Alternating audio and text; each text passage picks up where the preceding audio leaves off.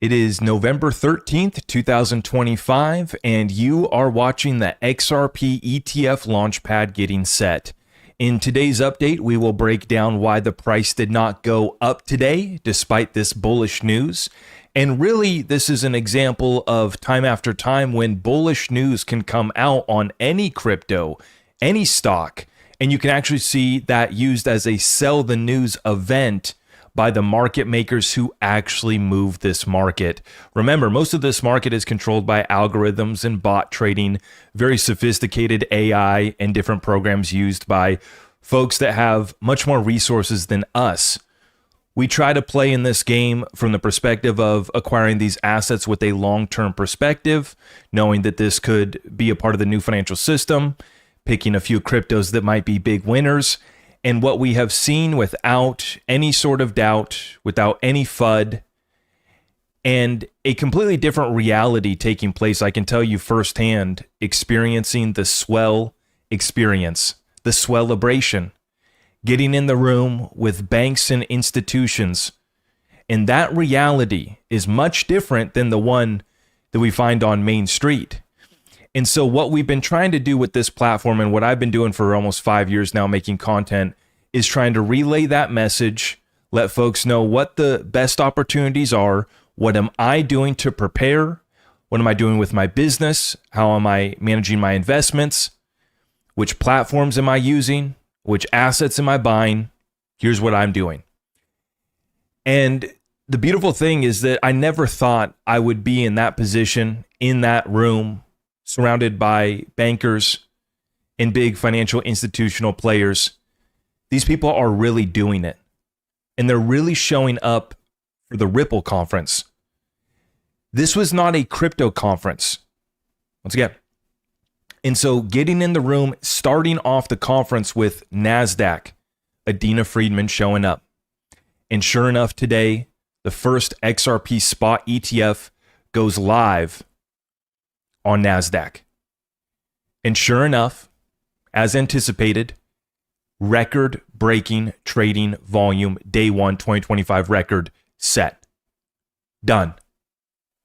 This party is just getting started with dozens of XRP ETFs on the way.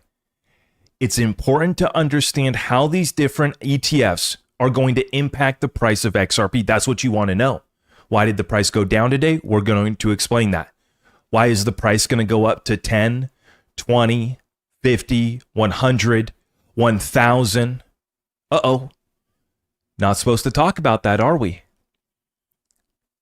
If you want to see high prices of XRP, you got to understand how we get there. You got to really believe in this thing. And I got a clip here from Mike Novogratz. I got to make sure that I pull that one up here as we get started here tonight, folks.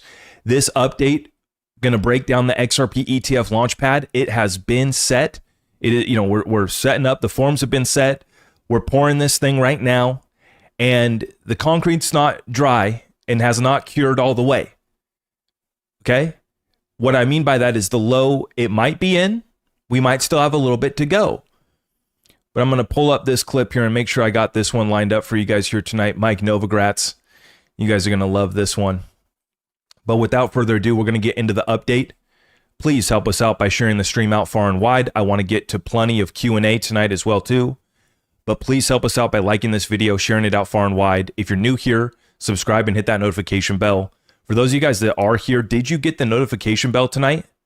Let's make sure that you got that notification set so you don't miss any of our updates, and let's get rocking and rolling, folks. Eleanor Terrett, wowza, XRPC surpassed BSOL, that's the Bitwise Solana ETF, to become the biggest ETF launch this year. To be honest, though, with the XRP army behind it, is anyone really surprised? Eleanor Terrett knows. I've had the pleasure of meeting her at XRP Las Vegas.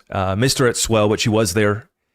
She had a great interview with Brad. And the coverage, once again, we just pay our respects because she helped XRP reach the mainstream with Fox Business. And Charlie Gasparino trolling us, it's all great coverage. It's all great exposure. Charlie Gasparino, without the XRP army bringing so much attention and us being so powerful, Charlie Gasparino doesn't go to ask Larry Fink about launching an XRP ETF directly on Fox Business for the world to see. And of course, BlackRock was at the Swell conference as well too. Well-spoken. Max Stein, I think was the name. Max from BlackRock. Well-spoken. Completely locked in and understanding this space. And that's what the key takeaway number one was for me, is that there's no hiding it anymore. The institutional veil is being lifted. If you are not announcing your crypto plan right now, you are viewed as behind in the space. And Ripple didn't put on the crypto conference there. It's a banker conference. And what is Ripple doing? They're acquiring all the traditional pieces of the infrastructure needed to complete the package. Sal Gaberte from 2Cream. What was that on Bloomberg? The interview went viral for saying that Ripple acts as investment bankers. Ripple is a JP Morgan, right? Ripple is a BlackRock, equivalent thereof, a couple services here or there. That is the trajectory of this company. This is world class, not just crypto. And as Eleanor Terrett says, no surprise for us here in the XRP army that we lit this thing up today with Canary Capital. Eric Balchunas, he predicted what, 17 million? We way overshot that. Coming in for a final tally at 58. I think they now said 59. And then now the markets are moving 24/7, 365. I fired back up my Robinhood app after not using it in years. I think I was looking at my transaction history. The last transactions were in like 2020. It's been so long since I've used Robinhood. And you know, just to get on there, buy a few shares just to celebrate that moment. But this access, the Robinhood traders, it's me, retail Joe Blow who wants to throw $70 just to celebrate, right? I could do that. You can buy a fraction of a share. You can trade 24/7, 365. So just the you know, traditional market here, it's funny to watch because you have all this volume during the day, and then they have to go settle up. And that's what folks are starting to break down now. Canary Capital reports 58.5 million in trading volume and 245 million in net inflows. Now, I'm going to repeat this and explain it because you're probably like me wondering, how is it possible that there was more inflows than there was trading volume? That math ain't mathin'. Is this Common Core math or am I behind in math still? 58.5 million in trading volume and 245 million in net inflows. How is this possible? The trading volume number is the dollar value of trading between the asset, US dollars, and that stock, the trading back and forth, buying, selling, total trading volume, 58 million. What happens at the end of the day, T+1 settlement, and eventually this goes to T0 potentially. That's what Adina Friedman was talking about at the Swell conference on stage there with president of Ripple, Monica Long, utilizing the DTCC to complete the package. Authorized participants then go and buy and procure the XRP for the ETF issuer. And they go out and buy as much XRP is needed based off the demand of the ETF trading that day. So I'm going to slide on over here to Grok and give you the difference between the primary and the secondary market, which is what the two different metrics are tracking. Net inflows and trading volume measure two distinct aspects of activity, which is why the former can easily exceed the latter, especially on a product's launch day like the XRPC ETF's debut.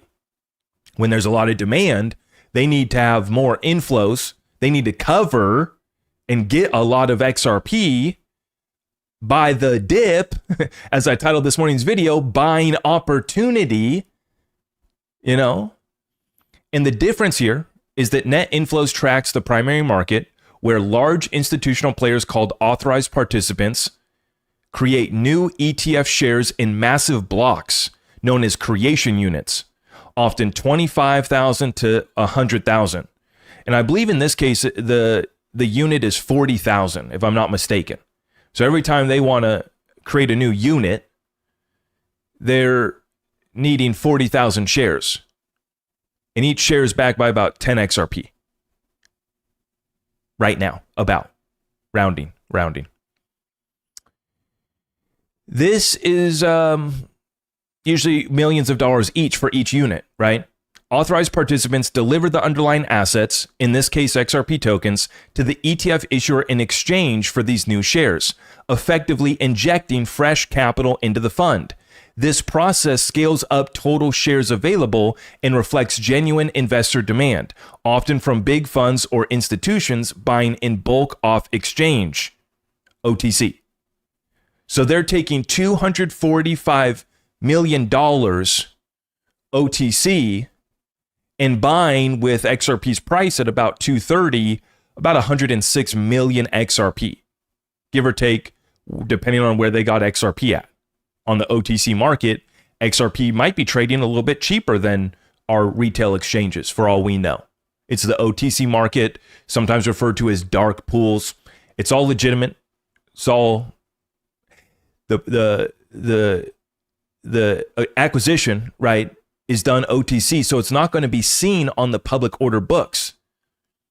And so this is why you're not going to see a price spike in XRP today off of those inflows. Right? That is XRP, though, that is now being locked up in this ETF. So does it lead to price action today, right now? Not necessarily, right? Because that 100 million XRP is going to be bought OTC. And then tomorrow, more XRP gets bought OTC. Right? And as more ETFs go live, we're going to show you, right, where this goes. We have the potential here, this post, 10 XRP ETFs ready to launch or going live. And what's so interesting about this deal is that Canary Capital only has 200 million assets under management. This is one of the smallest ETF issuers. Bitwise has 5 billion assets under management. 21 Shares has 7 billion. Wisdom Tree 113 billion. ProShares 70 billion. Grayscale 40 billion, CoinShares 5 billion, Volatility Shares 5 billion, Franklin Templeton 1.5 trillion with a T, Hashdex 1 billion, and Tucrium, that's Sal Gaberte, 320 million. And that's their most successful ETF that they've ever launched too, is their 2x daily long XRP ETF. But what this means is Canary Capital getting this party started, and over the course of the next month, there's another 6 spot ETFs that are set to go live. If you look at these ETFs, like on Volatility Shares, they also have the 2x XRP, and then they have the short -1x XRP ETF. So that's a 2x long, a 1x short. But then they also have Volatility Shares XRP ETF, which I'm going to assume that's a spot ETF. When you go to Hashdex, they have the Crypto Index US ETF. That includes XRP. And then they have this Hashdex NASDAQ XRP. Not sure what this one is.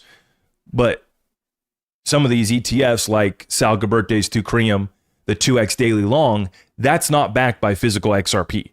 Right? So they're not seeing the inflows from that and then going to the OTC market to scoop up XRP. That is just a paper product, essentially, that is a representation of XRP. And what's interesting is when I was at Swell, having the conversation with Sal about how, they are trading. And it's funny because I'm the small fish in the Coinbase futures market trading. And then you got big players like Sal and Tucrium and others that are the biggest players in that market, literally the biggest players in that market. And I get to have a coffee with them. And well, we did have a couple adult beverages too at the Swellabration, walking on over to the Swellabration with Sal, catching up on things. And it'll be time to get Sal on the show here, see what he thinks about all this activity. It's interesting talking with these guys in the business, and they see the opportunity. They see the utility. They see that there's something special here with XRP. And that's why they're literally rushing to issue these products. And these are going to be some of the most successful products. When you look at BlackRock, the BlackRock Bitcoin ETF is its most profitable ETF now. That's why they're rushing to issue these products. And we still believe that BlackRock is going to show up as well too. But going back here to the Grok breakdown of net inflows versus trading volume, that's the difference, right? The trading volume, that's just going to give you the representation of US dollar volume between the asset in the secondary market. That's right where we're trading. But then at the end of the day, they're on T+1 settlement right now, and that's updated. I think it used to be longer, but now they're on T1, I believe, and they're looking to speed that process up. But at the end of the day, they have to go acquire 100 million XRP. So that's a hard number that we know has to go be bought off OTC. That's 100 million, which seems small compared to 100 billion XRP, right? But as you start to add this up, digital asset treasury companies locking up hundreds of millions and billions of XRP.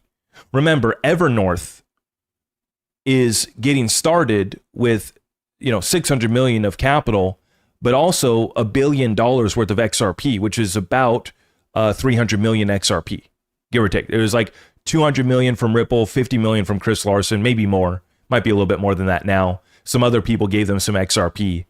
But they basically had a couple hundred, 200-300 million of XRP to get that digital asset treasury started. So one DAT locking up a few hundred million XRP. This ETF, day one, is locking up 100 million XRP. There's dozens of ETFs on the way. And those spot ETFs or basket index style funds that are physically backed will be physically buying XRP at the end of the day. The variable, the $1 trillion question, maybe the $10 trillion question, could be a $10 trillion question and answer to this, is how much XRP is going to be available OTC for these issuers and other players to buy. This is the same OTC pools that all of the institutions are going to. Once again, just because it doesn't show up on our public order book and move the price now does not mean it's not going to be moving the price down the road. And the SEC is now back to work. They could sign off on these ETFs for XRP and others. There's so many additional ETFs set to go live. Adina Friedman said that there's another 15 or so crypto ETF IPOs set to happen, right? Crypto IPOs, Grayscale just filed for their IPO today. Like, there's so much liquidity about to come into this space from the institutions. And that's why there's two different realities here. And just recognizing both of them is what allows you to make an educated investment and have conviction in where you sit with that investment. Just because we might not have money to buy XRP today doesn't mean that these institutions don't. We know that they have $7 trillion. Now, do we want to complain and spend our time, they're rich, we're not? Absolutely not. That would be a waste of time. We need to be spending every waking hour fighting for our family, our business, and our community to move the needle forward in our lives. We don't have time to complain. They're rich, we're not. This is open source, permissionless. You can get access to it too. You don't need to go through them and their ETF and their suit to get exposure. You don't need to give them AUM fees. You can go to a decentralized exchange, right? You can do this without any middleman if you want to, right? But that is the difference here right now, is the frustration I feel in the crypto retail space. It's a completely different world from these institutions that really don't even it's almost like they haven't had a sense of urgency because they know that they'll have time to position themselves. Like, we're rushing. We're running our bank accounts negative to buy XRP when I was a youngin', back in the day, right? We're skipping meals to buy XRP. Smash the thumbs up if you've skipped a meal to buy XRP. We've all done it. Because we're FOMOing into this asset, knowing that we're on the brink of the old system imploding, controlled demolition style, and the new system rolling out. And it's like they don't have that same sense of urgency, I felt like, because they're just now here. They're just now unveiling. Now, they have been working on it for decades. They did confirm that at Swell. A lot of them, Fidelity and others on stage. And it was so beautiful to see Sandy Call, head of innovation at Franklin Templeton. These people are so excited about this technology and selling this technology. But it's beautiful to see because they're excited about empowering the average retail investor. That's the interesting situation where it's like some of them, I feel like, do have good intentions to actually open up these markets to non-accredited investors. The point that I was getting at was Sandy Cole, head of innovation, Franklin Templeton. She mentioned zero knowledge proof while she's up on stage there at this, what felt more like a banker conference. Half the people in the room probably didn't even know what zero knowledge proof was, And I'm still learning what zero knowledge proof is. I really probably couldn't give you that great of a breakdown. She probably could break it down better than me. And she was at least twice my age.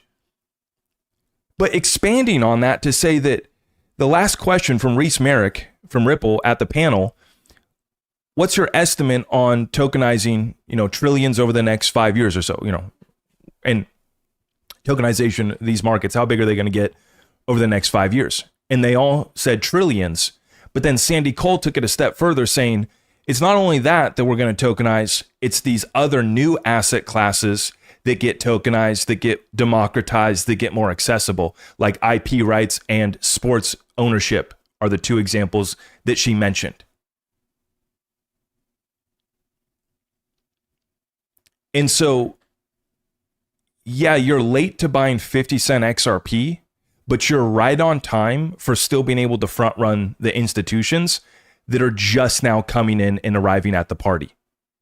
Like, that's one of the best analogies I could probably give you is we've been having a party in the XRP family. If you understand fundamentals and if you bought XRP under $1, even if you bought, just below $2, under $1, under 50 cents, buying bags at 20 cents, some of you guys even before that, we've been having a good time, right? I mean, despite everything that was thrown our way, we've still been having a good time. We still believe in something and we still made quite a bit of money. But what happens now, we've been having a good time, but and the first DJ that we had playing is playing his last track. He's about to exit and the suits are bringing their DJ. The suits are bringing their champagne. The suits are pulling up. And the party's now expanding. For the early investors in crypto, XRP's been just tremendous and it still is going to roll so much further. But then now they're coming to join the party with us. And they have the capital where they don't need as much ROI as we do to try to become rich, to make our first million, right? We need, and this has been what I've been trying to break down all year for folks, is that despite XRP not going to 3 or 4 digits this year, you're still going to have really good performance. And despite the fact that for the first 9 months, 10 months of the year, we did get price action in July, but folks didn't really appreciate it because it was only 20 cents higher than January's 340 high. So, we hung out for quite a bit of the year at $3 and above. We're still above $2, and yet it's wearing people thin, right? But now they're arriving with dozens of ETFs, dozens of digital asset treasury companies, and then real institutional adoption that's taking place with XRP as well too. That's what every single person in the room was doing, besides some of the community members and YouTubers that they let come in too, is they are all Ripple partners or trying to be Ripple partners. And I got to give a quick shout out because Ripple really was letting some folks come in and pitch them on their business that I thought it was so beautiful to see. Because I could just see how excited and grateful these people were to have the opportunity to sit and meet with Brad Garlinghouse, Monica Long, top brass at Ripple, giving these people, 30 minutes or whatever to pitch them their business idea. And that was really interesting to see, because I had people telling me that how locked in they were and their follow-up. Once again, Sal Gaberte describes them as investment bankers. Ripple still is in acquisition mode, even though Brad said that they're probably going to cool off a little bit. There's still maybe a few pieces here and there that they might add. I want to play this clip right here, because this is from Mike Novogratz. It's so beautiful to see how far these guys have come to finally admitting how strong the XRP army. We like to call ourselves the XRP family now. We're not at war anymore. We're not in the lawsuit anymore. We just want to have a good time and have a level playing field. We're just trying to be the XRP family, the XRP community. And yet people are still attacking us. But it's great to see the shift here. How do you turn something from being a token into money? XRP has done it. Galaxy CEO Mike Novogratz. Listen to this clip, folks. It into money. How do you turn something from being a token into money? It's a really, really complicated and difficult. So far, we've had a few that have done it. XRP has done it, and that surprised everybody, right? Because did it surprise you? It did, and listen. We're a big owner of XRP, the company, but the token, because I had all the same reasons everyone else.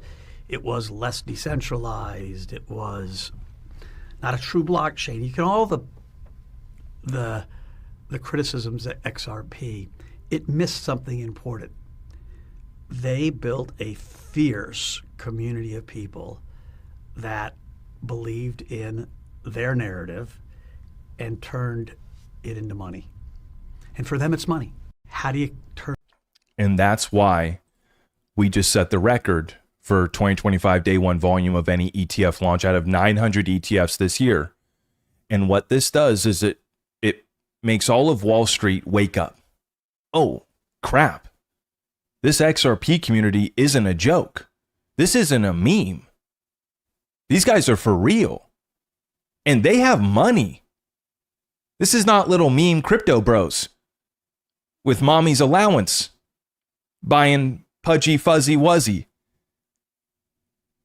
And Eric Balchunas, I gotta, he's the one that says the boomer money saved Bitcoin, talking about the ETFs and how they saved Bitcoin. And I've dug into this over the past couple of days into the real data, how the 60 billion of inflows from the ETFs is literally what saved Bitcoin. Because on the centralized exchanges, it's been nothing but outflows. Bitcoin hodlers, Bitcoin forever, Bitcoin down with the banks, cashing out centralized exchanges. Can't blame them. I mean, I don't think that Bitcoin's very close from the top if it hasn't topped already. Or it is close to the top, excuse me. Right? But literally the ETFs did save. And this XRP family that we have here goes all the way from young kids, 20 years old, all the way up to folks in our community that are 70 years old plus. And folks that, I speak with folks all the time that have invested serious chunks of their retirement account in XRP already. Before ETFs, before the suit said it was safe, they went to our sponsor, I Trust Capital. You guys have loaded up some of these folks I talk to. They say, yeah, I cashed out the 401k. I did that. I'm not giving anybody financial advice. I'm just saying some of these folks, like, respect, man. I love it. I'm 90% XRP too. So, when you look at me, you're looking at somebody who is betting the farm on XRP as well. And the reason why I can sit here on a day like today, when great bullish news is happening, every influencer is pumping up ETFs, even though they don't even understand them. And even I've been learning a lot. Okay, I'm still new to this too. I'm not the guru. We're learning as we go. but we put in a lot of work and effort to get here, right? And what we've seen here is that we've brought folks back to reality on how these actually work, how the inflows will actually move the needle. They're coming from OTC. So today they might not move the price, but eventually we get into a question of how much XRP supply is actually available and how big are those flows of liquidity going to be on the XRP ledger. And when I got Brad Goinghouse on stage at Ripple Swell Conference with his fireside chat explaining how all of their acquisitions are intended to drive value back to XRP at the end of the day, that confirms for me that we're exactly where we need to be. And that's why on days like today, when the price goes down, we're still having a good time. In fact, we knew it was going to go down. If you've been listening to my show, you knew we were expecting a sell the news on the government reopening. And it's a double whammy. Government reopens and ETFs go live. Both are buy the rumor, sell the news. Folks saying, Zach, well, where was the buy? Well, it came out of nowhere. You only had crazy people like me, and then, looking into this along with a couple others. And it's like Eleanor Terrick gets it out, a couple others get it out, but still only not that many people really know that the ETFs are going live. With Bitcoin, you had 2 months from October to January where everybody thought that BlackRock ETF went live. The fake news in October that the BlackRock IBIT had been approved started the rally from 25,000 to 50,000 or 49,000 the day that the ETF went live. And guess who was warning about a buy the rumor, sell the news at that moment? Reporting from the backyard of our Airbnb in Phoenix, Arizona, January. I was on vacation with the family. Little video in the backyard. Warning about buy the rumor, sell the news on that event. And we've been warning about it too for today. Now, some of you are saying, well, Zach, you've been saying this is so bullish. The ETFs are taking us to 10, 20 bucks. Yes, eventually. Not today, not tomorrow, not next week. You got to let the money come in. For Ethereum, I'll show you Bitcoin and Ethereum right now. And you can see and we can compare. January 11, 2024, ETF goes live for Bitcoin, 11 of them, 11 ETFs. See, for XRP, we only have one. That's important to keep in mind as I show you this chart, as we run through this data. 11 ETFs go live on January 11, 2024. 21.11% drop. 21% drop. Ethereum barely ran up. This thing did not even pump that much leading up to the ETF going live. And then it had a 40% drop off. Bitcoin dumps 21%. Ethereum dumps, actually, I didn't even measure this. Yeah, 40%. 40%. But each one of these pullbacks presented a buying opportunity, which is exactly why this morning's update was XRP buying opportunity. I keep my title simple, straight to the point. Never clickbait that I can't back up with real data analysis or reasoning. Now, Ethereum, if you bought Ethereum right before the November election, you made about 109% on your money as Ethereum went up on August 23rd, 2025 to 4,950.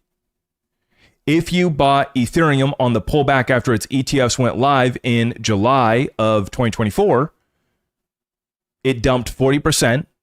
If you bought that pullback, you were buying $2,100 Ethereum. And you could have rode that thing back to almost $5,000. You would have doubled up your money and change. So even on Ethereum, which lagged and took, how many days did this take? It went live on the 24th, and then it was August 23rd. So that's 395 days. 395 days for Ethereum to eventually reach a new all-time high after its ETF went live. And that move would have only been about 133%. When you go back to Bitcoin, I'll show you the Bitcoin chart.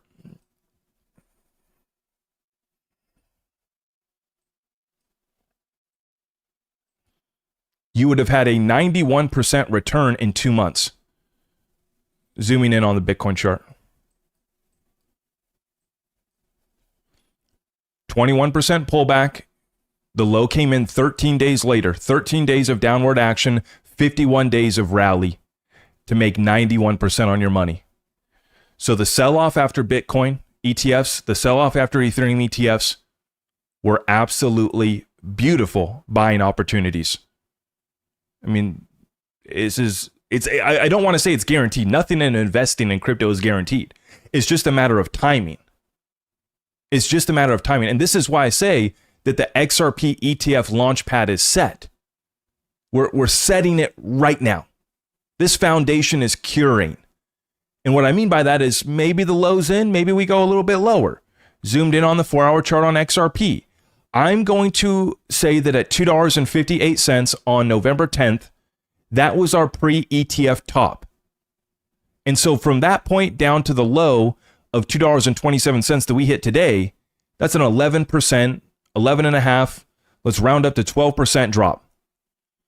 So Bitcoin did 20% drop, Ethereum did 40%, we've already done 12%. If we do 20%, you're going down to about that $2.07 range that we went down to on November 4th, the first day of swell. And you might be asking yourself, Zach, if you knew that there was going to be a sell-off on XRP the day that the ETFs went live, why did you just hold your XRP long? Why did you not go short? Why did you not sell off, take profit? Because your average was at 228 and then buy back in. Well, the answer is because I didn't really think we were going to go that low. And my average is at 228. So unless we're going below that, I can't lower my average. And sure enough, we went to 227 today. So I wouldn't have been able to buy really much lower than where my average was already at. So I'm not shorting XRP. I never short XRP. If I'm going to short, I short Bitcoin. But I didn't sell and take profit on my XRP long. But what I am waiting to do is if they want to just sacrifice this entire market to beat up and punish XRP. And I know some folks think that that's crazy. XRP is not that important. They wouldn't sacrifice the entire crypto market just to punish XRP. Would you put that past them? I wouldn't. I've lived through 4 years of a lawsuit that made no sense. I've lived through Mike Novogratz going from nothing but FUD towards XRP to saying we've made XRP money, acknowledging the strength of our community, the strength of our belief and conviction. We are not going away. We are not selling our XRP. You speak to people, whether it be at XRP Las Vegas, people in the comments can tell us right now, if you're never selling your XRP, let me know in the chat. From retail Joe Blow on the street that has 10,000 XRP and never going to sell, to people at Swell Conference that I was speaking to that have maybe 6-7 figures or more of XRP, are also saying they're never going to sell. And this all comes back to one variable that I think everybody is overestimating, which is the true circulating supply of XRP. The true available float, if we're going to use a TradFi term to explain how many shares are available for purchase. My XRP in my cold storage is not part of available float. The XRP that is getting locked up in ETFs, when it's locked up in that ETF, it's still liquid. I guess you could consider it part of the float, but at this given second, it's not. And they're on T+1 settlement. So you see, and really these ETFs are just going to acquire a lot, just like with Bitcoin. The ETF inflows for Bitcoin topped out at 62 billion and have lowered by 2.7 billion after the liquidation event last month. But you still have nearly 60 billion of new money that's still parked in the Bitcoin ETFs. And the total AUM of the Bitcoin ETFs has appreciated, and it's over, I don't have the number in front of me, but substantially more, right? And so this is now underway for XRP, and this is going to be one of the best buying opportunities that we might get for the next couple years. I want folks to hear that part again. The Bitcoin pullback to 38,500, the last time that we went below those prices was back in late 2023 before the ETFs went live. We went from 25,000 to 49,000 October 2023 to January 24 over that 2.5, 3 months. So literally 2 years ago is the last time you could have got Bitcoin as cheap as it was on the ETF sell-off.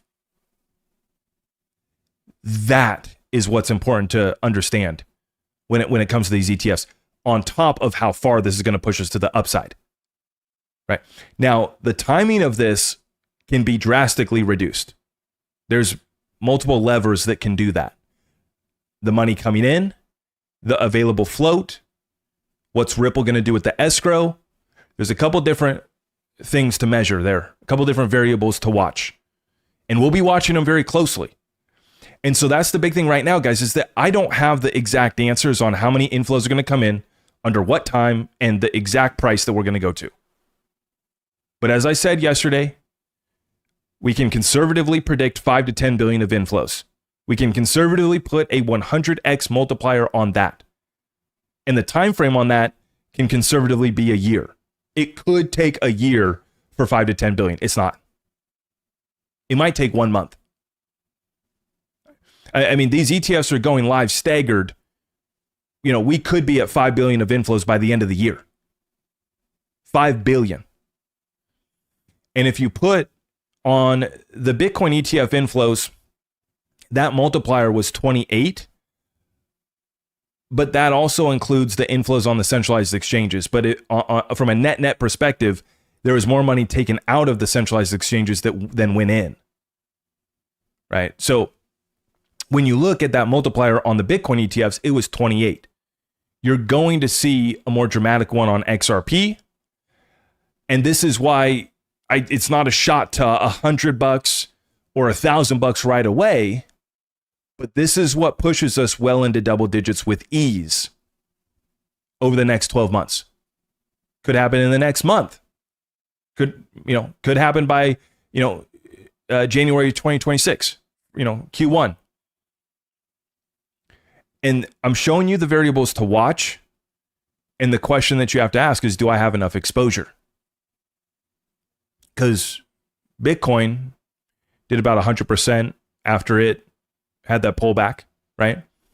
In fact, if I look at it, it'd be a little bit more. On Ethereum, you had 130% of a move.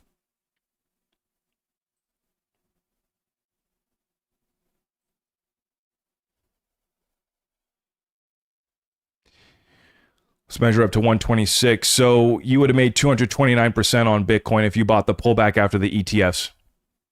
You would have doubled up and tripled up your money. 229%. That's nothing to complain about at all. On Ethereum, it's 133%. So Bitcoin has done better from ETFs going live than Ethereum has. Ethereum is still lagging. And I don't think that we should compare XRP to Ethereum. There's going to be way more demand. Way more demand. Now, I want to open this chat up for Q&A. I have one more point to show you guys from Chad. He did a little quick math.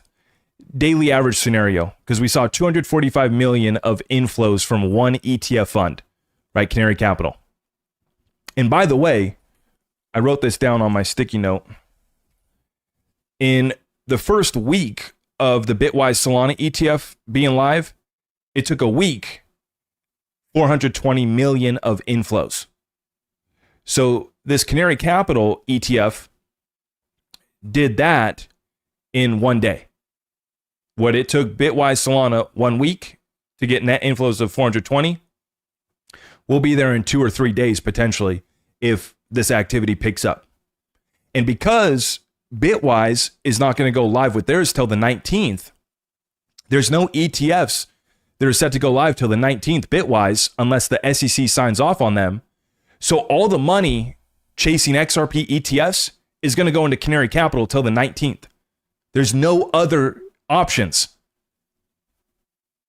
This is the last saloon in town, the only saloon in town.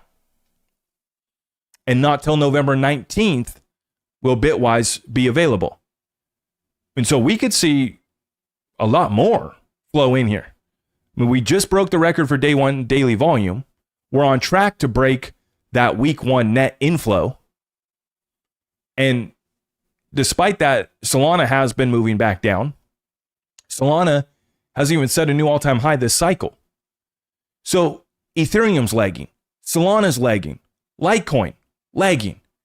HBAR barely moved on its ETF going live so far. And that's the important part. Even though I'm not bullish and I don't own Ethereum, Solana, or Litecoin, I do own HBAR. I did buy more HBAR. Looking to buy more if they want to put that one on sale too. Even though I don't own those cryptos, I'm still bullish on them and the inflows that are going to come in. I still think that they will, have an extended cycle here. That's where we're at right now. And Chad, he puts this simple math together.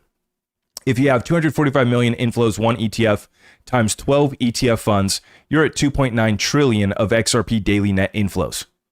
Now, remember, there's only 7 spot ETFs going live in the next month, and we have a few more basket ETFs as well. But, for just rounding off and having fun, he has 12 ETF funds at 245 million, right? That's a lot. That's 2.9 trillion. But putting a 100x daily market cap multiplier on that, you're growing XRP's market cap by 294 billion. That's moving XRP up substantially. We're at a $143 billion market cap. So that doubles XRP. And that could happen very quickly. Very quickly. As we start to see these ETFs go live, they're going to be staggered unless the SEC signs off on all of them. And then they'll flip the switch. And we'll have 7+ ETFs backed by XRP. It's going to be more, though, because you got the baskets as well. But I want to go rapid fire Q&A. I saw somebody had started off the live show here with a chat about Link2.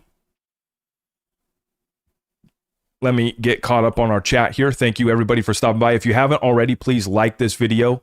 Help us out by sharing the stream out. And let's go rapid fire Q&A. Thank you for stopping by tonight. We'll just go Q&A from here on out. Link2. Somebody asked about it filing the claim on November 11th. If you agreed with what Link2 presented, the debtor presented, which was you are Joe Blow, Joe Smith owns $1 million of Ripple, and you agree with that, you don't have to file anything else. Not legal advice, not telling you what to do. Consult a professional. But I spoke with John Deaton as we walked into Swell on day 2. And very happy that he's announced his run for Senate against Ed Markey. I think he's going to win for sure. But I asked John about Link2 and that date and what people should do. And he said that if you agree with what they've put on there, then you don't need to make a claim. And you'll still have time if you disagree. But ultimately, if you don't agree, that's when you should have made a claim. Okay? But it seems like most of what I've seen and heard, most people feel like theirs is the same. But, you could disagree, right? But the way that these bankruptcies work is it's the US dollar value of the assets when they go bankrupt. So that's why people want their shares more so than a piece of a closed-end fund, or at least some do.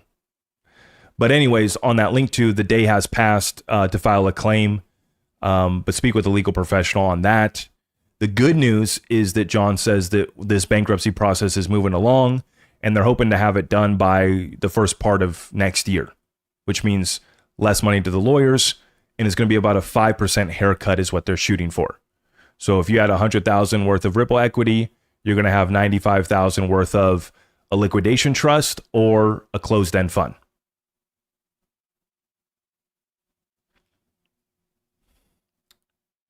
Nothing till laws. I have that wrote on my notepad too.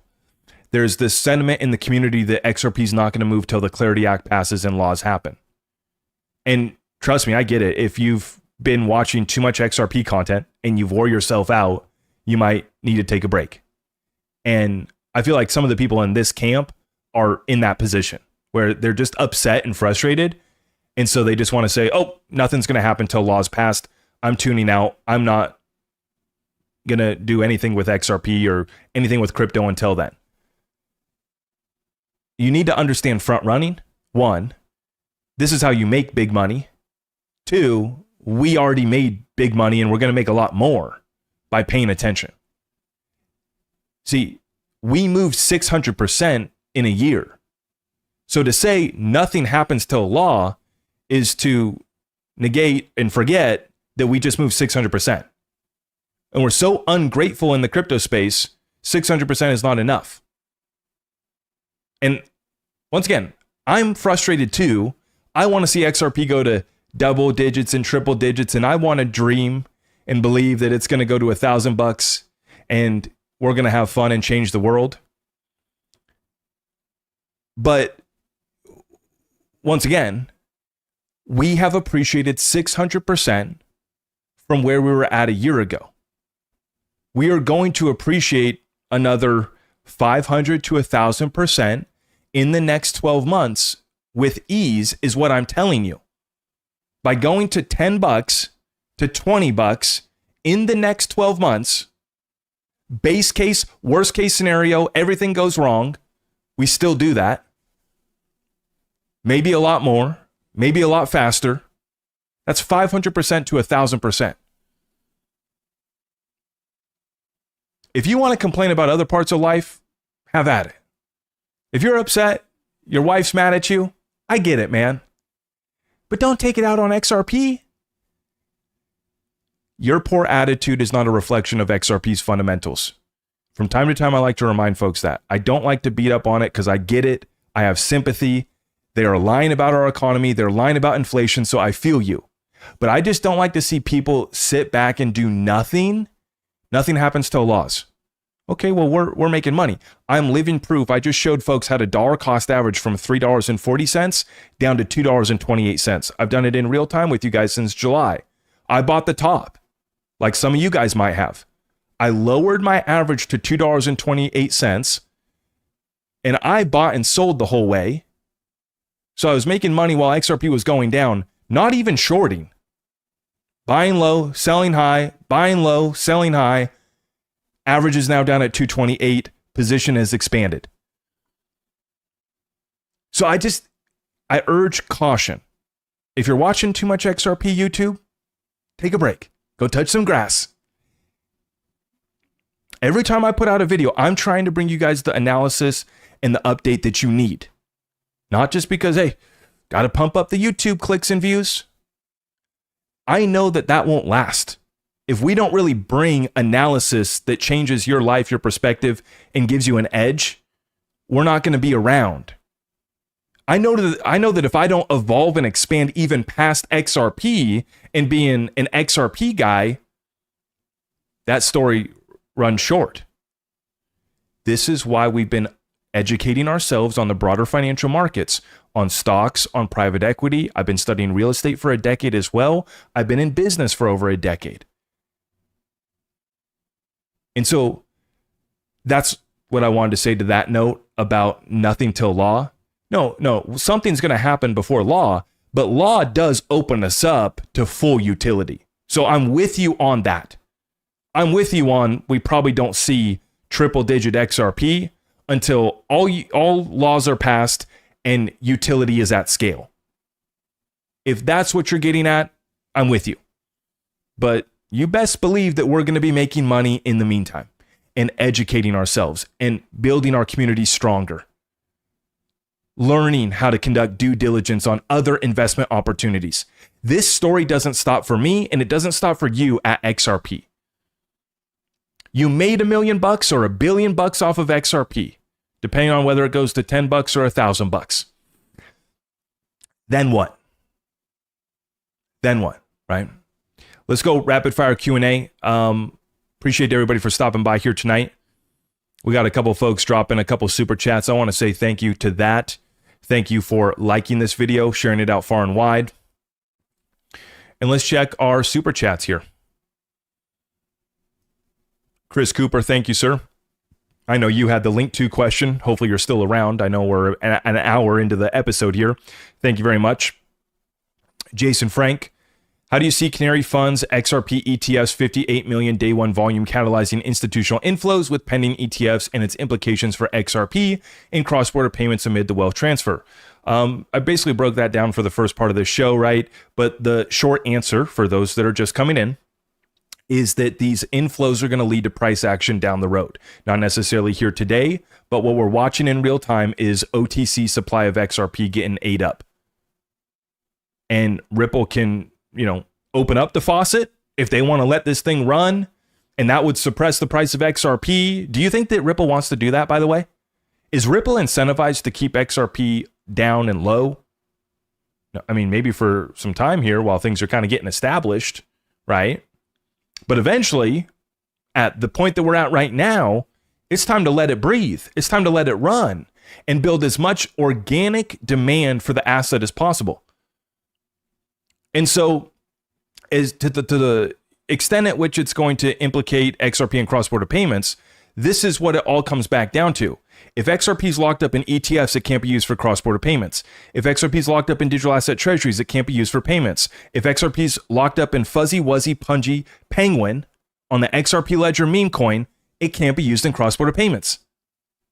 When Joe Blow, Zach Rector, puts a few XRP buried in the backyard, it cannot be used for cross-border payments. And so all of these different flows of liquidity, I view them as liquidity pools. You have liquidity pools for meme coins on the XRP ledger that are locking up a bunch of XRP. Meme coin after meme coin after meme coin. How do you think that Solana pumped as high as it did? VC pump media behind it with activity, motion, and memes. No real utility from institutions, but they still managed to get billions of volume on their ledger. Great. It's struggling in this current cycle, and I still think that it is going to run from the ETFs, but I don't own any Solana. Versus XRP, see this equation and the available supply of XRP for cross-border liquidity, it shrinks. Every day XRP is burnt, it's small. Every day somebody buys a Fuzzy Wuzzy Penguin on the XRP ledger. Every day, you buy XRP to put in your cold storage wallet. XRP that's being locked in Flare. Who here has minted some FXRP? And now you're trying to figure out what to do with it. Looking forward to Firelight going live. That's probably where I'm going to allocate it, but I'm still looking over the Flare ecosystem. I'm behind on it. And I got to speak to some of the guys at Flare, but I'm still figuring out some things with that platform. My XRP that's locked up for Flare can't be used for cross-border payments. XRP locked up in Axelar, or some of these other liquidity pools, right, cannot be used for cross-border payments, which means that to solve that liquidity problem, you need a higher price of XRP if you don't have enough, right? There's only so much XRP that can be used for cross-border payments.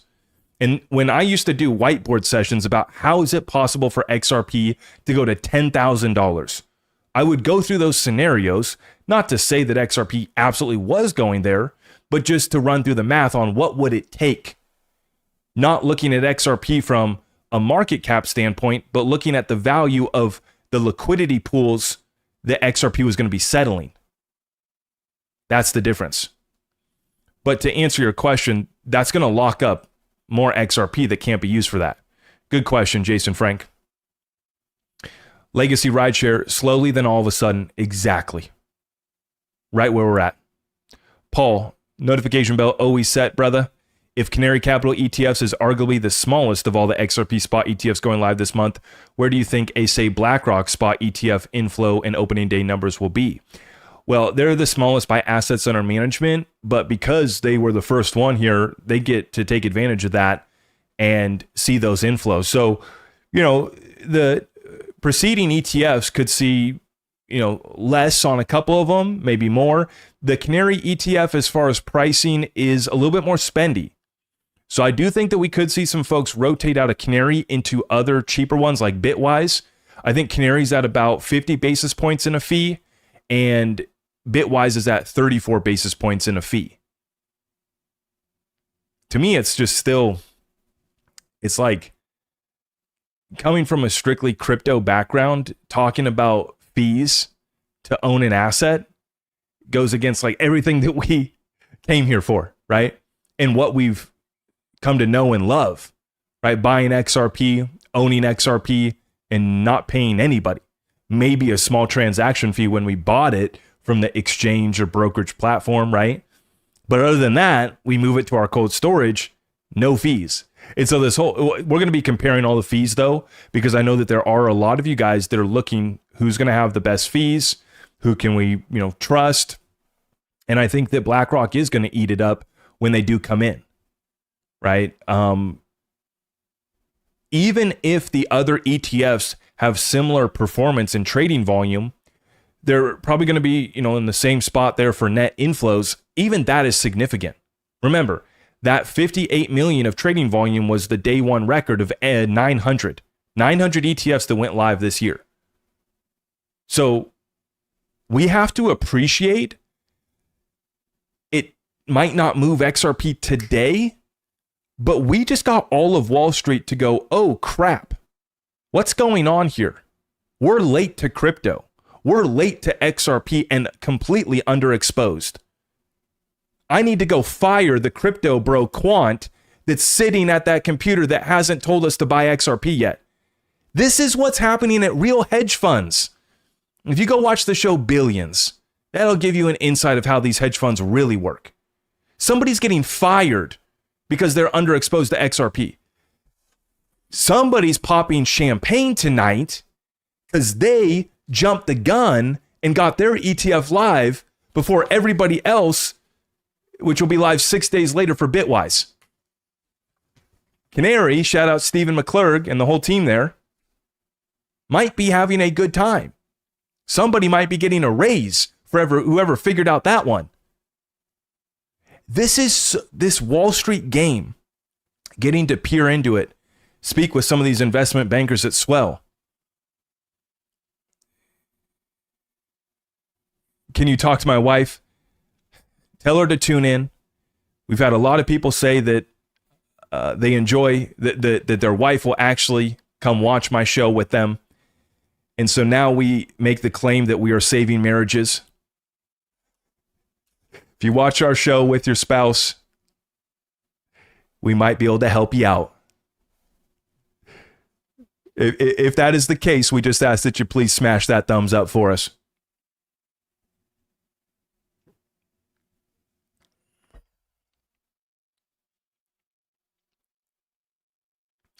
Let's continue. Rapid fire. Appreciate that. Kyle, what a time to be alive. Appreciate you so much, ZR. Let's go. God bless all of you guys. Thank you. Salvador, thanks, Zach Rector, for all your hard work. Salvador, appreciate you, my friend. Dizzle D. Woke up this morning, pulled all my capital on Schwab, and said, let's send this ticker to number one. That is the XRP family. Is it the right financial decision? We'll find out. But God bless us, we're moving. This is what I've been trying to say. Dizzle D. What a crazy username. We have crazy people in the XRP family. They're going to take their entire 401k, whether it's 100,000 or $1 million, their entire Schwab count. You just heard from Dizzle D. He threw something down on that ticker, all right? His entire bag. And this is why we saw 58 million of trading volume. God bless it. This community.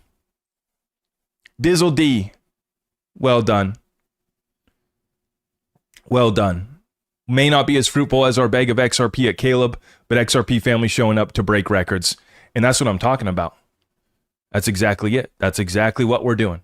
Right? I'm set up on Caleb and Brown, going to set up the Roth IRA with iTrust Capital, and I fired up Robinhood today just to be able to buy that. But for many of you guys, you already have it parked at Fidelity, Schwab, in 401ks. Now, I will mention our sponsor, iTrust Capital, will allow you to roll your 401k over into a crypto IRA. I already cashed out my 401k back in 2016 when I left my last job and went to go work for myself. And there wasn't much there. It wasn't much. But for some of you guys, this is what's so great to hear. Now, I'm not telling you to do this, but you guys are just moving in heavy. And whether it be, I've seen people even bought Sal's ETF, the 2X, even though I tried to warn folks, because Sal told me this too, you know, that Sal's 2X long ETF is not one that you want to hold forever, because on days when the price is going flat, you're losing money. And when days when the price is going down, you're losing double the money, basically, because it's a 2X long. So unless XRP is going up, if it's going flat, you're losing. If it's going down, you're losing by double. And so that's the thing. But people were so excited to be able to buy a ticker with XRP that they were just buying and holding the 2X XXRP ETF. That's one that you should be buying when you think XRP is going to, move back up. Right? So if you can only get ETFs, this is your option. And I'm telling you that this guy Dizzle D is not the only one that's doing this. That's saying, yeah, entire Schwab account. I wish I could be a fly on the wall for some of the conversations that you guys are having with your financial advisors. When they try to tell you that, yeah, 1%, 2%, maybe 5% allocation to crypto, but it really needs to be Bitcoin and Ethereum and Solana, mostly Bitcoin, second Ethereum, definitely not XRP. And you tell them, well, actually, here's my entire bag, please. I love you guys. And I've bet the farm too. I laugh because, a good chunk of my family's net worth is in XRP. This is what we do. We are stronger than the Bitcoin community. This is what I respect about the Bitcoiners. At least they believe in it as money. They're holding it. A lot of them will hold a lot of it for a long time. That's cool. I respect it. I just think XRP is the better Bitcoin. But I love it, man. Dizzle D, love it. Love you. Yep. Ollie, sent mock bill to Senate for Clarity Act. Let's let a bag holder convert their bag to special stablecoin that doesn't create a tax event without cash out. Oh, it lets a bag holder convert their bag to a special stablecoin that doesn't create a tax event without cash out. That's interesting. Yeah, I'm kind of waiting to see what the final draft is of this legislation before I start to get too excited, because they can change it up so much. They can mark it up, take things out, add to it. By the time we get the final draft, you could have spent hours weeding through hundreds of pages of the bill just to, have something change. But great to see that we're moving in that direction. By the end of the year, we're trying, and President Trump's going to push. And even if it doesn't get done, it'll be done in the first quarter of 2026. We're right there. Both parties really want to get it done. We're just up against, the Elizabeth Warrens and the Ed Markey that we're going to take out when John Deaton runs against him. So, yeah, big progress on the regulations. Big progress. And we'll see how that settles up. Peter, personal shout out to everybody who needs to prove their father-in-law and a few other haters wrong. Just know you're not alone in that. Thanks for everything you do, Zach. Peter, and that's what I'm saying. Whether you're speaking to your financial advisor, you're speaking to a coworker, you're speaking to a family member, you're speaking to your wife,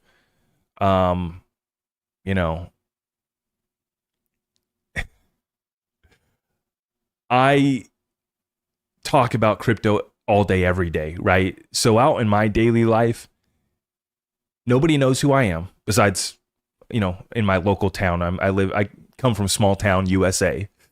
So, we know people around town, right? Obviously, but on a day-to-day basis, I try to not even really talk too much about crypto. But now I find myself feeling guilty because I'm like, I should have told my family to buy XRP. I should have told, and I did tell some of my friends that I was buying XRP. I did get friends, I did get family into XRP, but I'm like, I should have pushed them because, it's family. Can I give financial advice to anybody? No. But can I tell my brother what to do? Yes. I got 2 younger brothers, and, all my friends and stuff too. I got some of my friends in. But I think to myself, man, but I know why we don't do it, right? Because you feel like you're going to get attacked. It's not, and people will just put on the blinders too, which is the worst. It's kind of nice if somebody wants to push back. Sometimes people that are big into TradFi or think they know something, right, will push back. And then you can have a nice conversation and maybe open them up, right, and bring them to our side. That's beginning to happen more at scale, where people are not pushing back anymore because they see how much money's been made in crypto. They start to understand the utility. They're still trying to understand it, right? And so you can have some success in that, but there is still just a lot of people in your life that are going to push back. And that'll happen with broader business. I mean, guys, I was worried that, my grandmother and my mother, when I told them that I was going to quit my job to go start my own business, they thought I was crazy out of my mind, and now my mother tells me, she says, thank goodness you didn't listen to me or take any of my advice. And she's talking about business and what I ended up making, my career out of, right? But even at the time, right, I didn't know. I mean, this has been over a decade. A lot of people are finding our channel now, finding my platform now. But this goes back to me grinding out 10-hour shifts, just, working away and educating myself with audiobooks, podcasts, listening to YouTube, figuring out how I was going to start my business, taking that leap of faith, starting my business on the side of my job, working the weekends, then going full-time into it, then making my first hires, then scaling it. And now I've sold off my first business. Now I just do my media, right? And this now is the best thing ever. And if I could wish anything for anybody listening to the show here tonight, it's to find something that you love doing, where you are excited for Monday, where you're excited to go to work, right? That's the place that you want to get to. And maybe that's not necessarily in your job, but it can be that for your investing. That can be that for your side hustle, or even if you just have really badass and cool hobbies outside of your 9-to-5. There's nothing wrong with a 9-to-5. I am not of an opinion of everybody needs to be an entrepreneur. Most people shouldn't, probably. But everybody should find that thing, whether that's the XRP community, right? I mean, we probably want to have a little bit more to our life than XRP, but it does feel like you're part of something special here. And that's what brings us all together. And I laugh at the arrogance that you see from some of the people that try to send shots at our community. Oh, XRP's all the HVAC, guys who think they're going to be rich. XRP's all what the plumbers invest in, right? Look at the ROI, right? Look at the ROI and look at the real utility. And sit down and have a conversation with that plumber. He'll be able to explain XRP better than the person who's sending the shade our way. We really get this. We really believe this. As Mike Novogratz commented, we really aren't leaving. We really aren't ever selling.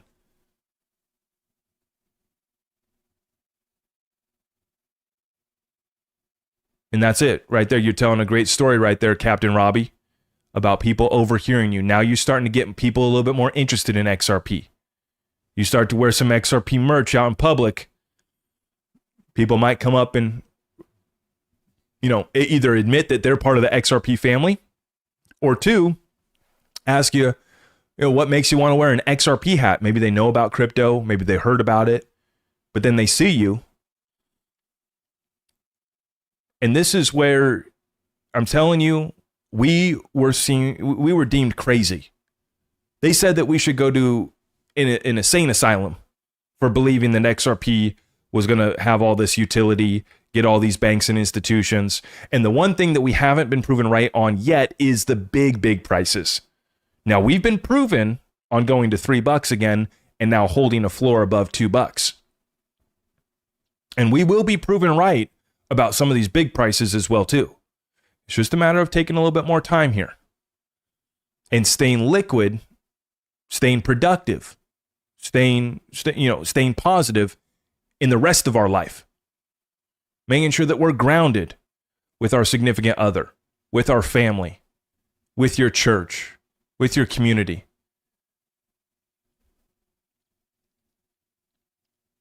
Now, a couple more super chats that I want to get through.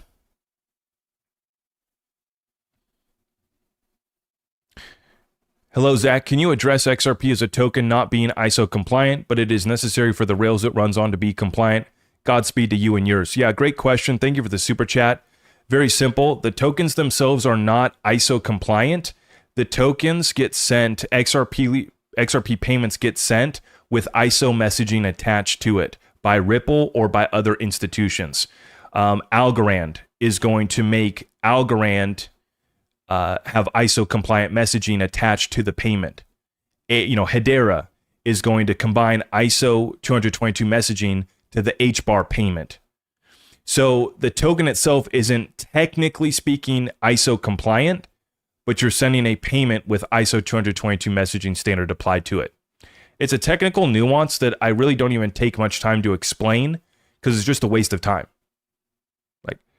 But it is important to understand that just because something is ISO compliant or a company is making a crypto have ISO standard payments doesn't mean that the coin's going to pump and be a great investment, right? There's some people that are touting ISO compliance that, okay, you're ISO compliant, but are any institutions actually using your ledger? You can be as compliant as you want. I'm not going to name any project, not going to name any names, but there's a project that is like obsessed with having BSA compliance, KYC compliance, ISO compliance. We're the only one that has it, which is a lie. And it's like, great, guys. Not one institution is using the ledger. And then they say, no, a credit union out of Kentucky, no disrespect to Kentucky, a credit union from Timbuktu is using our ledger. Okay, guys. I'm rooting for you. I'm not going to name any names. You guys know who I'm talking about. But to answer your question, yeah, that's the technical nuance to that. The coins themselves, XRP is not ISO compliant, but Ripple Network is. Ripple Payments is. That's the difference right there. XRP, not ISO compliant. Ripple Payments, ISO compliant. So when Ripple is sending XRP through their payment rails, ISO 222 messaging applied to it as well.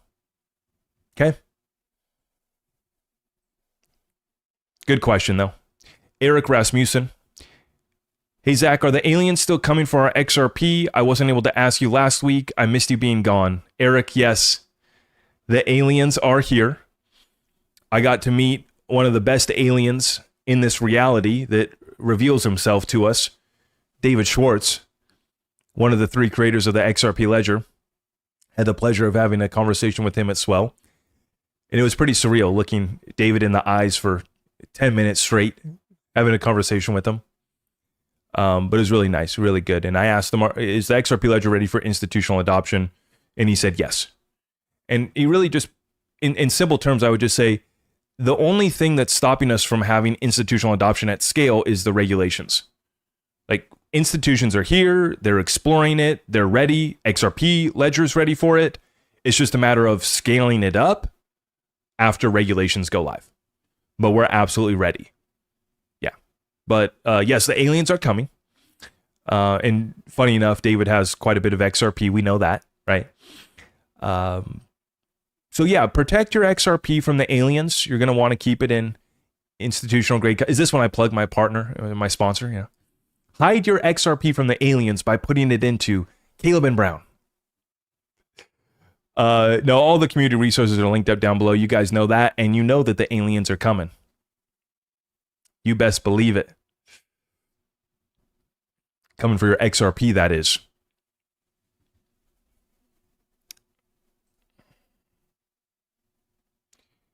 Travis, appreciate everything you do, brother.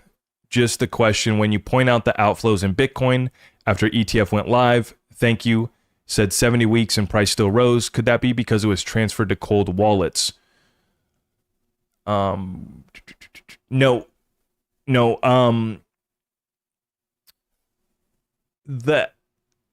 The outflows that we're tracking are from Bitcoin to US dollars. So they're not outflows from the exchanges. That's another data point that people do watch, the amount of Bitcoin on exchanges versus Bitcoin being moved to cold storage. But the outflows that I'm reporting on in what we're referencing in that question is Bitcoin to US dollars or Bitcoin to Tether or another pairing on that exchange. But you're mostly tracking the biggest pairings are going to be Tether and US dollar. So that would be the outflows from Bitcoin to US dollars or Tether. So while there was 62 billion of inflows from the ETFs for Bitcoin on the centralized exchanges, there was days when billions was going out of the centralized exchanges. And that's what happens too, as the price goes up, there's more money for people to take out, which is why on days when the price is going up, you can actually have a negative outflow day because there's actually more money being pulled out, but the money that's coming in is coming in aggressively, bidding up the price. So the price on the order book is climbing faster than the outflows going out.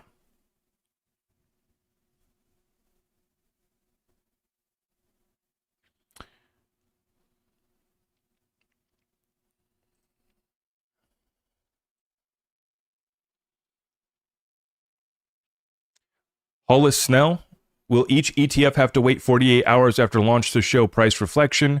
Can you please explain? No. That's when they go buy the XRP. After the day settles up, then they go buy XRP. The price of the Canary Capital ETF was live as soon as it started trading this morning at 6 a.m. Right? Or 6:30. So as soon as it went live, we were tracking the price. The highest that it traded at today was like above $30 per share. I bought it when it was like 27, I think, and it closed off the day at like $24 per share. So each XRP is backed by a little bit more than 10 XRP right now. So as we sit at $2.40, $2.30, each share is backed by a little bit more than 10. So that's why one share is trading at $24 right now. Okay.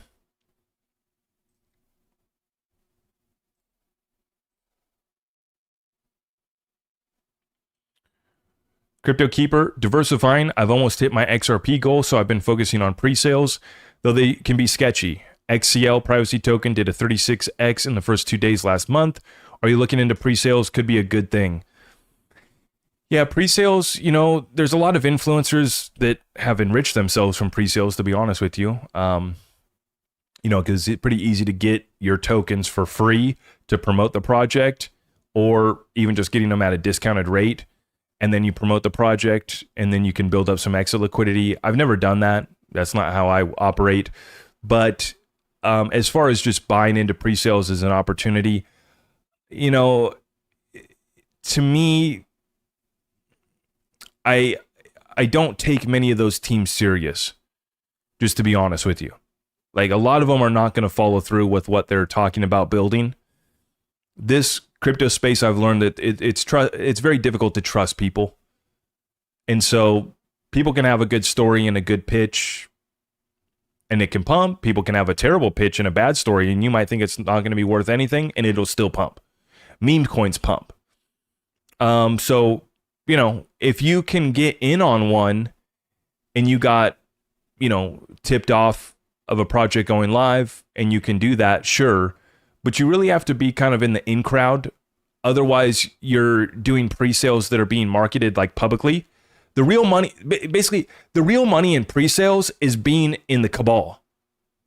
And that's what all these influencers were doing. These tickers, it doesn't matter what they're doing.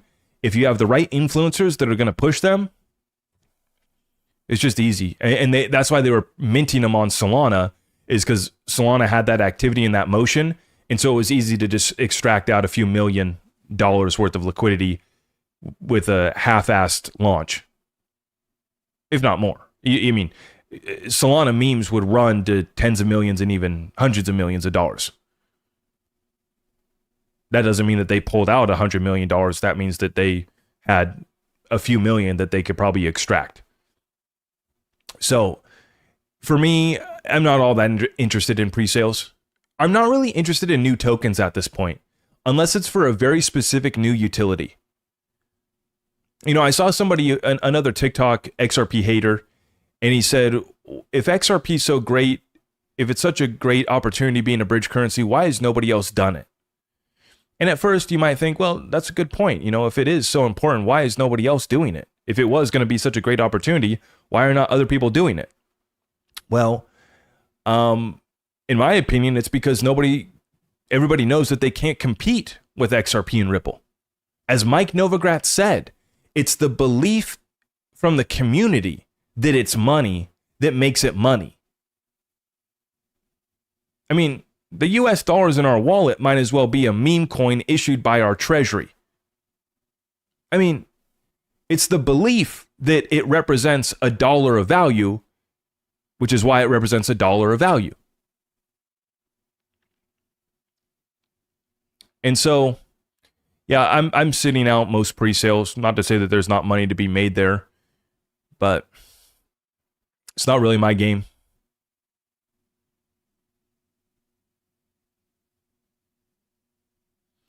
And yeah, like I said, at this point, we have all these utilities. There's pretty good players in each one of those different utilities, whether it be, I'm not going to list off all of them, but you know what I'm saying, right? And pick a few, see which ones are going to be the big winners. But at this point, I don't know. I'm not too big on new projects or new tokens. They have to have a very specific utility, a very solid team. There's nothing wrong with a project coming in new at this point, but they need to get institutional adoption. That's for old coins and that's for new coins. If you're not getting institutional adoption, you're relying on retail money to come in and pump your bags. And that is not real utility. It's not lasting inflows. It's not consistent inflows. It's a pump and dump.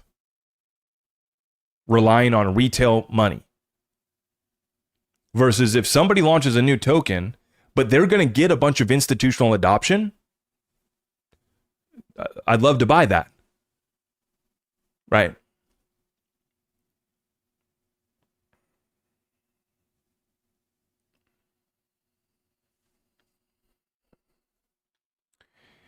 Brad said that we are in a speculative market narrative. Once that changes, game on. Yeah, and he's right. You know, at the end of the day, we're speculating on XRP's future utility. I think that David's put out some good posts recently explaining that. We accept it now as money, and we're speculating on the future utility, which is why so many people are going to hold their XRP. And it creates this self-fulfilling prophecy. As the coin goes up in price, you get more liquidity. Liquidity begets utility, which begets more liquidity, and you get this flywheel effect. And as people see that appreciation, and with all these ways that we don't even have to sell to earn yield, to borrow against, you just have more and more people in that camp of never selling your XRP. Your take on the Ripple Trust Bank. By the way, guys, thank you so much for stopping by tonight. If you haven't already, please like this video, share it out far and wide. I want to spend some more time with you guys doing rapid fire Q&A, so just hit me with it in the chat. I'm watching and we'll go rapid fire. Ripple should get their trust bank by the end of the year. I don't think that will be delayed much further.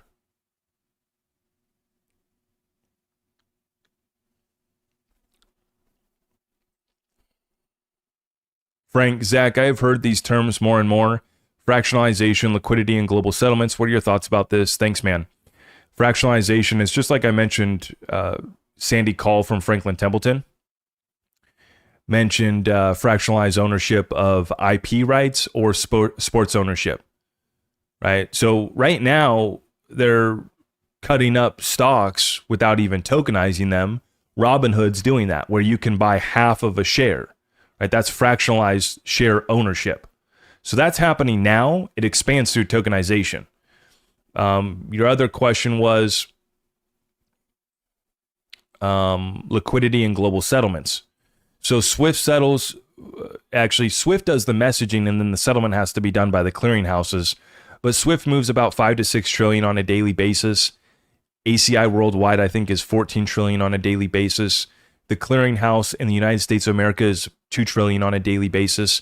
And so these are liquidity pools in our traditional system that are in the trillions of dollars every single day. That equates to quadrillions per year. And this is why the opportunity in payments and the utility of payments is such a big use case. For me, my investments in crypto is focused on the payments problem. XRP, XLM, and even HBAR has some additional utilities, but it's an efficient payment as well. That's the big unlock.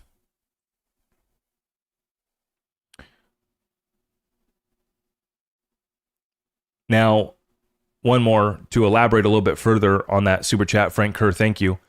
One of the things that Brad talked about, and they talked about with the stablecoin too,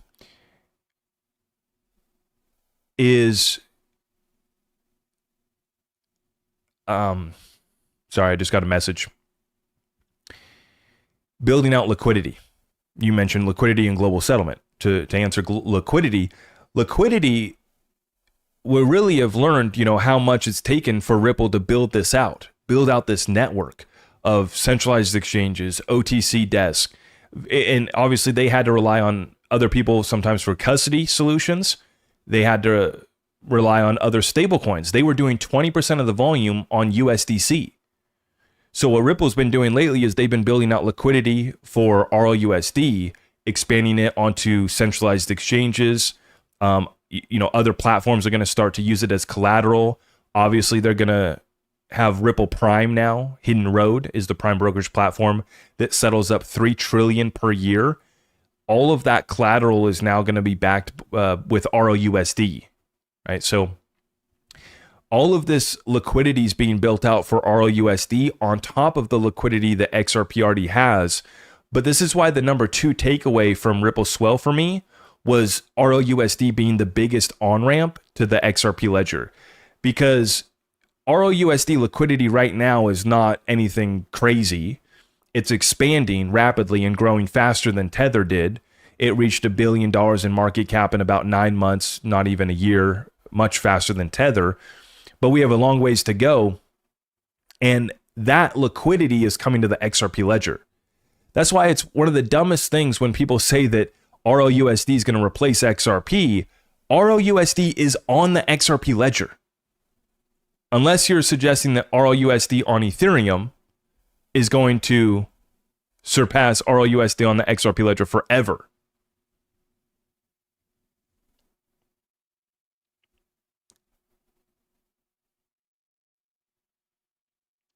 Somebody asked me, Zach, do we all finish a bottle of Dom Perignon on stream when XRP hits 10 or 15 bucks?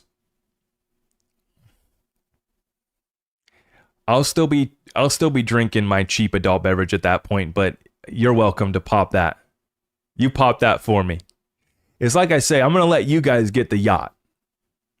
I have no plans on buying a boat, but I'll come on your boat. Okay? I'll bring some adult bevies and appetizers, some Sammys. I'll come on your boat, okay? I'll chip in on gas. I just don't want the liability parked there in the marina. Maybe we'll buy a boat together. Maybe that's what our community will do. A tokenized, there's another great example of fractional ownership. There's going to be a lot of that. Johnny Cruz, hey Zach, love your content. Have you seen the pre-sale XRP Tundra? The white paper is excellent. The team is KYC'd. They have done 3 security audits. I have not, but I will take a look.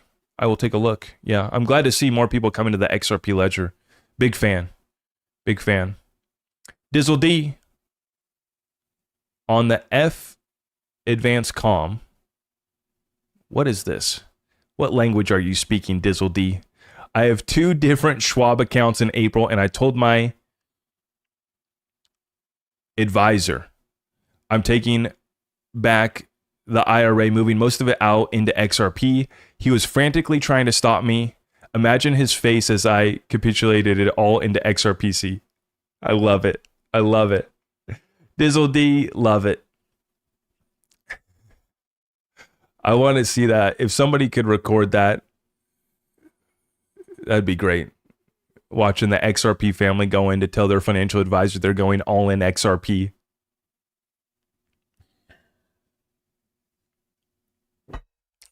Chris Cooper, good to see that you are here. Thanks for replying, Zach. You bet.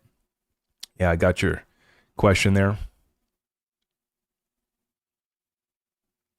Joseph asked, hey, Zach, there was some talk about Trump possibly making a tax-free time period on long-term capital gains. Have you heard anything?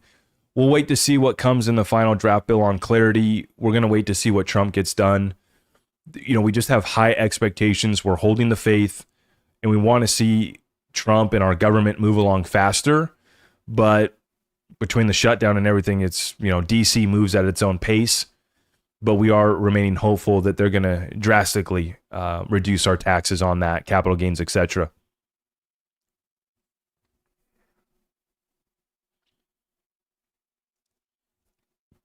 XRP yacht tokens pre-sale.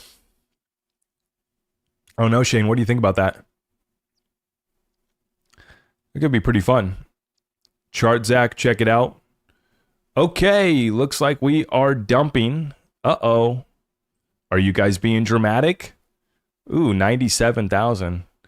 97,000. Where's our XRP at? Let's get our chart here, chat. How's everybody doing tonight? If you guys haven't already, please make sure that you like this video. Help us out by sharing it out far and wide. Greatly appreciate you for stopping by. I need to find my Coinbase chart. That's the one I've been referencing lately. Coinbase is still at 228. I got my fib levels here. 219, 220 would be the full retracement.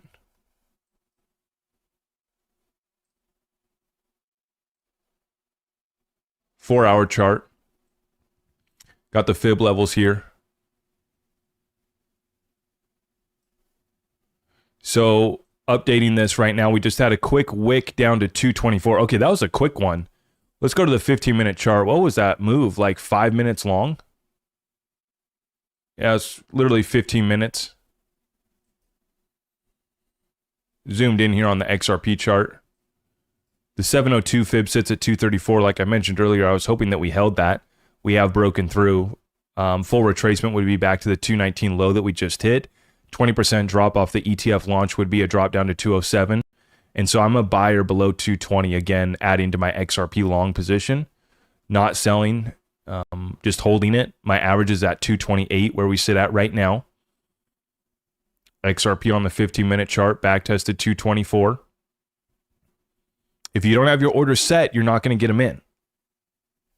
So it doesn't matter what platform you're using, whether it be Coinbase, Caleb and Brown, I Trust Capital.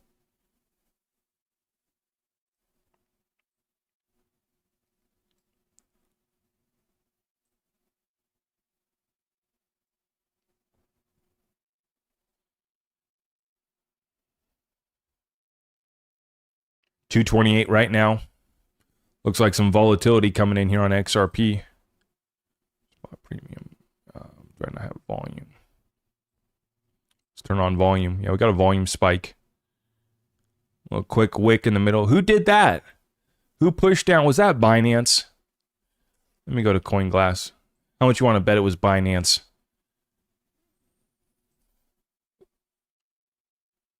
Oh, I forgot this heat map only shows the 1 hour. Where's Binance at? Binance is down here. There isn't even really much going out of Binance. This is in the past hour. Okay, 9 million volume. Upbit has more. So Korea's up and trading right now. What time is it in Korea? I forgot. That's who we need to be looking to right now. Who is supposed to be up and holding XRP up right now for us? It's the Korean XRP family. It's the Aussies. What time is it in Australia? I know we got some crazy Aussies in the chat.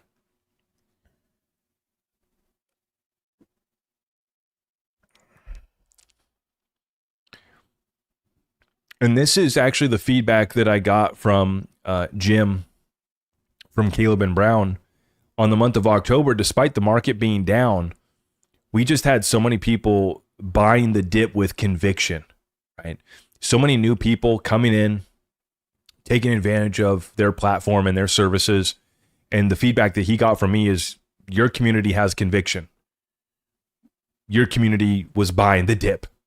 And I was glad to hear a lot of you guys got orders in at $2 and even below $2 during that liquidation event. A few orders did fill. Eventually, everybody ran out of liquidity on those order books and they ran dry. But it was great to hear. I had folks both on Caleb and Brown and I Trust Capital that told me that they were able to buy XRP below $2, mostly with limit orders sitting on the books ready to go.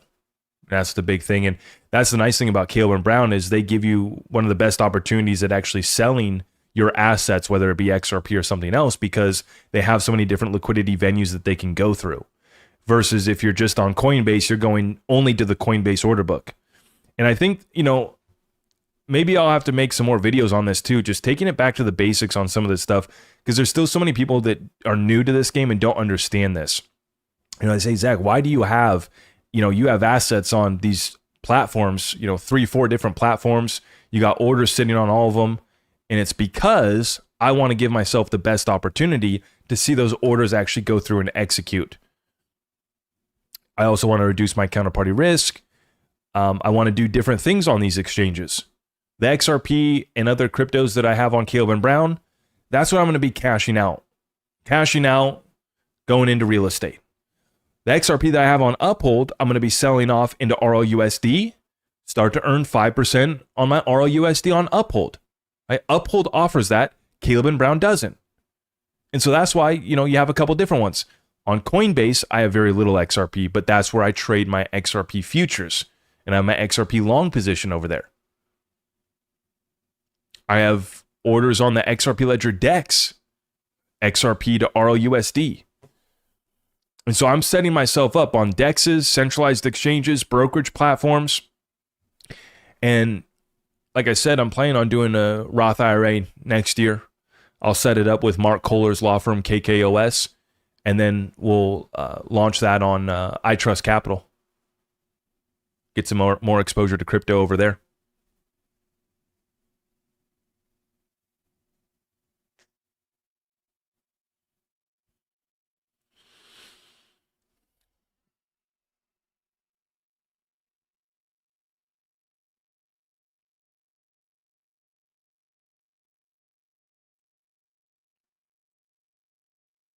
Right back at 228. We'll watch that here closely. Let's go back to the rapid fire Q&A. Let me get you guys.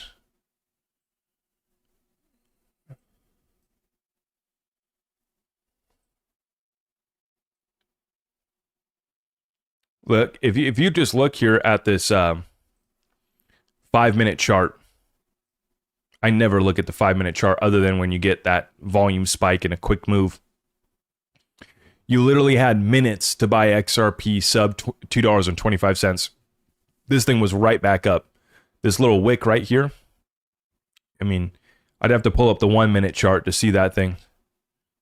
This is why I say, if you don't have your orders set, forget about it. And the other thing that you need to pay attention to is the spread. You might think, oh, XRP is at 228. I'm going to go buy it at 228. And the exchange is going to charge me this fee. It's going to be all good, fine and dandy. And then you come to find out, yes, you paid that transaction fee, but you also got hit on a spread where XRP shows 228. They sold it to you at 229 or 230. I've seen some platforms where the spread is 2 to 3%. So you're paying a 1 or 2% transaction fee plus trading 2 to 3% spread. Plus, if you're selling and you want to cash out, are you going to get hit with a withdrawal fee? Do you have withdrawal limits? You can only pull 25,000 out in a day. So if you go to pull out 100,000, you're going to have 4 withdrawal fees, which could be an additional 1.75% or whatever the fee is. So whether you use my community resources and the same platforms that I use, I don't care. I just want you to know. I want you to know what you're going to be charged. And so that's why I say I know the limitations I have on these platforms. I know the services that they provide. I got orders set at different levels on each one. And this is the beautiful thing, is they're all coming to service the XRP family. They all want the XRP family business. There's a lot of money here.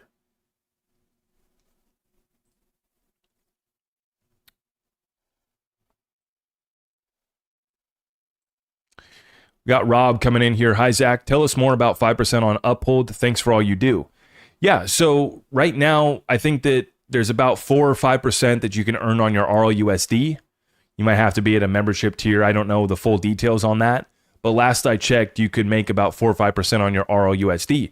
The other thing that Uphold is now rolling out is they're looking at exploring ways to earn yield on XRP as well, too. I know that they have rolled out the debit card, I believe that is, right? So they've launched a card as well. I already have the MasterCard through Gemini, and I've been swiping that thing when I take the family out to eat, earn 3% back on dining, earn 4% back when I fill up the truck or fill up the car. And when you live in a crazy state like I do with the 3rd highest gas tax in the nation, you spend a lot of money on gas and diesel. So at least it eases the pain earning 4% back in XRP. Uphold is rolling out theirs as well too. If you do direct deposit, that's another way to pad it. And that's why I say it's nice to use these different platforms for different reasons. Some of the trading on Uphold, I'm not doing so much anymore. I'm not really trading on Uphold. I just have the assets that I already own on that platform. And then if I can't get an asset on any other platform and Uphold has it, then maybe I'll buy it over there. But right now I kind of just have what I have on Uphold, and then I'm looking to see what I can do with it over there. Earn 5% on RLUSD, earn some yield on my XRP. Maybe I don't even have to sell over there, right? I'm watching and observing how they're going to service us going forward, and they're coming out with everything. And so I think that you can pad that if you do 4% direct deposit. You get like 4% on your direct deposit, but there's limitations to all of these things, right? So just understand the limitations to these things. Read the fine print. Don't have a credit card if you are bad with debt. Like, I just paid off my Gemini card, and I got to go check and see how much XRP I've made so far. But I'm not really going to use the Gemini platform for anything else. Like, I'm just using that for the card. There, I have my things that I'm going to do on Uphold. My business on Caleb and Brown is pretty straightforward because their business is straightforward. They only offer, buy, sell, hold your assets there, no leverage. Maybe you're going to explore some yield down the road, but that's one of the things that makes me feel safe over there is I know that they're not playing games with my crypto. I'm in segregated accounts with bankruptcy remote protection. And that's a free institutional grade service as well too. So the XRP that I have on Caleb and Brown, if I decided, okay, I don't want to be here anymore, I can pull off my XRP and not pay them a dime. No fee to move crypto in or out. So, I've moved XRP there because I plan on trading it on their platform. I traded Zebek on their platform, and I'm in the process of probably moving some of my other cryptos over there as well too. When it comes to moving bigger amounts, that's my preferred platform. But then iTrust, that's for retirement accounts. Or if you want to do their premium custody account as well too. So keep your options open. Let all these service providers come to us. And the beautiful thing is they're all working on XRP yield. iTrust Capital, Uphold, everybody wants to provide yield, wants to provide credit cards, wants to allow us to borrow. And we're 12 to 24 months away from you going into Bank of America, your credit union, your commercial bank that you normally bank at and being able to do all these same things. Maybe not full DeFi, but borrow against your crypto, lend out your crypto. It's going to be interesting to see the stablecoin war. Stablecoin war. We'll be watching that closely. But yeah, the new Uphold card, I'm going to look into it. Don't want another credit card. Don't need another credit card. But if I can use it, I think it's a debit card too. Or maybe they have two different products. I got to look into it.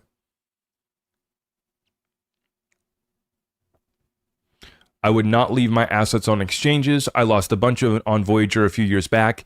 And that's why we have most of our XRP that is never going to be sold offline. Off exchanges, in cold storage, absolutely. And it'll be a combination of cold storage and institutional grade custody for me. I mean, that's why I feel comfortable on Caleb and Brown. That's why I'm going to feel comfortable on iTrust Capital. They both use industry standard fire blocks. And, you know, with the bankruptcy remote protection, insurance, segregated accounts, you're the beneficiary. And it's free. That's another, you know, the other nice thing. 6 in the evening in New Zealand, although I paused the vid a bit. There you go, Cliff. There you go.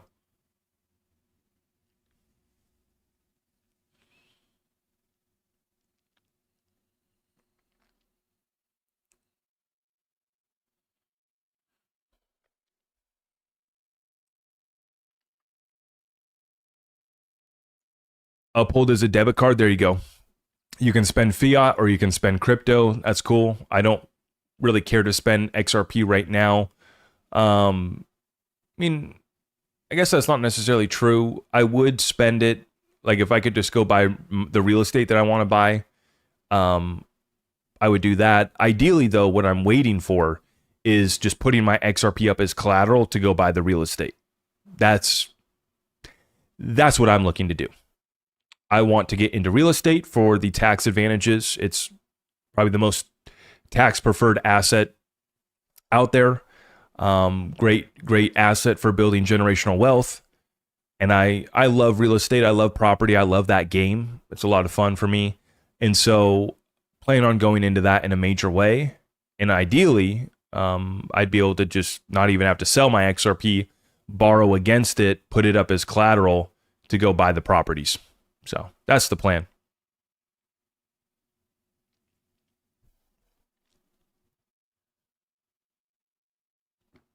Thanks for the hopium, Zach. Always nice. You bet. You bet, my friend. We're always here. Guys, I'm going to call it a night here. I appreciate you so much for stopping by. We try to keep it real, give you the most important analysis when it comes to current events, financial markets, XRP, and the greatest transfer of wealth in world history. We broke this one down for you guys. Appreciate your support. We'll be back tomorrow for more. I got a couple one-on-one calls tomorrow, and so the schedule's been filling up with those. If you guys have been looking to sit down with me, have a conversation, that is available for the time being. We're also going to be announcing some upcoming sales on the merch, so stay tuned for that. We're going to be launching a sale, a Christmas sale, end-of-year Christmas sale for the merch, and we want everybody to get their orders in by the first part of December so that we can get everybody their packages by Christmas. So stay tuned for that. All of our community resources are available at zachrector.com. Greatly appreciate your support. Just head on over there. zachrector.com has it all. Make sure you like this video on the way out. I greatly appreciate your support, and we will see you tomorrow, okay? God bless you all. Thank you.